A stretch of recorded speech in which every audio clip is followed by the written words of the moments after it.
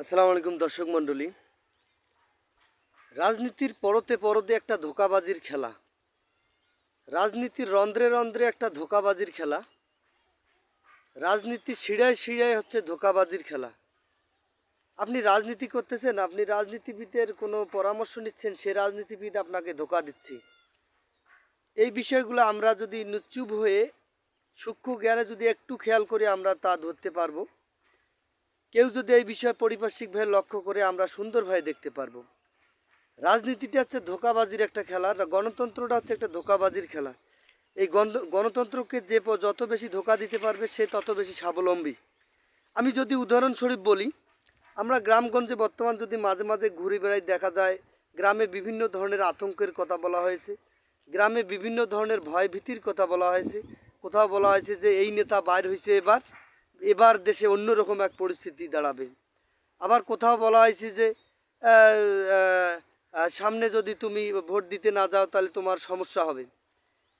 এছাড়াও বিভিন্ন ধরনের গুজবের একটা যে কান, গুজবের দিকে এলাকার মানুষ যেহেতু শিক্ষিত হওয়ার পরেও অল্প শিক্ষিত বা বেশি শিক্ষিত হলে আমরা অনেক সময় আমাদের গ্রামের মানুষ গুজবকেও অনেক সময় প্রাধান্য দেই। গুজব একটা রাজনীতির একটা বর্তমান পায়তারা তো নয়, রাজনীতির একটা ফলপ্রসূ পদ হিসাবে এই রাজনীতিবিদরা ব্যবহার করছে। গ্রামের মানুষ, আমরা সচেতন মানুষ বললেও গ্রামে কিছু গুজব ছড়ায় বা ব্যক্তি আছে যারা গ্রামের বিভিন্ন জায়গায় যেখানে হালকা কিছু দোকান থাকে, গ্রামের মোড়ে মোড়ে কিছু দোকান থাকে, সেখানে একদল লোক, এবং একদল লোক বলবো না, দেখা যায় যে রাজনীতিবিদরা কয়েকজন লোককে সেট করে দেয় যে বিভিন্ন এলাকায় যে তুমি কিছু কথা বলবা, যে বলবা যে পানির মতো এই দিকে ভোট হচ্ছে, ভোট এত পরিমাণ ভোট যাচ্ছে যে এই দলটাকে একটা প্রচুর পরিমাণ মানুষ ভালোবাসছে, ওই এলাকাটা ওই গ্রাম সব জায়গাতে খালি এই দল এই দল এই দল, এই যে একটা গুজব ছড়ে দেওয়ার একটা তাণ্ডব। এছাড়াও আরও কিছু আপনি গুজবের কথা শুনবেন যে এমন গুজব ছড়ে দেওয়া হচ্ছে এই নেতারা ওই নেতারা সব এক হয়ে গেছে, এই নেতা ওই নেতা সব এক এক ঘাটে পানি খাচ্ছে, রাতারাতি ভোট অন্যরকম হয়ে যাবে, তাই আপনার ভোটটা আপনি নষ্ট করবেন না। আরও আবার এমনও কিছু তথ্য আছে, আপনি যাকে ভোট দিবেন সেই নেতা কি রাষ্ট্র চালাতে পারবে? তারা কি জীবনে কোনো দিন রাষ্ট্রের ক্ষমতা নিতে পারে? জীবনে কোনো দল ক্ষমতায় যায়নি বা জীবনে কোথাও যায়নি, এরা কি জীবনে রাজনীতি করে নেই, কোনো বিভিন্ন ধরনের মতবাদ ছড়িয়ে দিচ্ছে। এইসব নেতা কি করবে দেশের? এইসব নেতা দ্বারা কি হবে?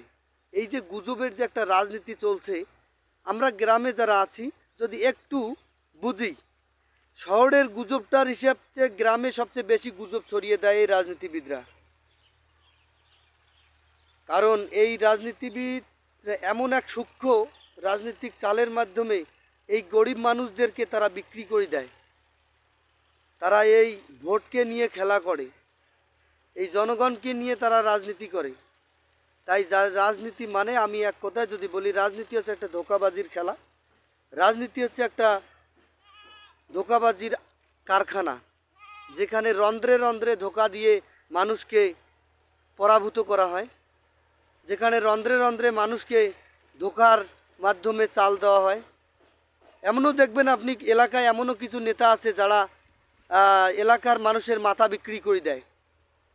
তারা 100 জন বা 200 জনের একটা লিস্ট করে যে আমরা এই দল থেকে এই দলে গেলাম, তাই আপনারা সবাই আসুন। এইসব নেতা আছে যারা দলকে বিক্রি করে দেয়, দেশকে বিক্রি করে দেয়। আমাদের সচেতন হতে হবে, আমাদের জাগতে হবে।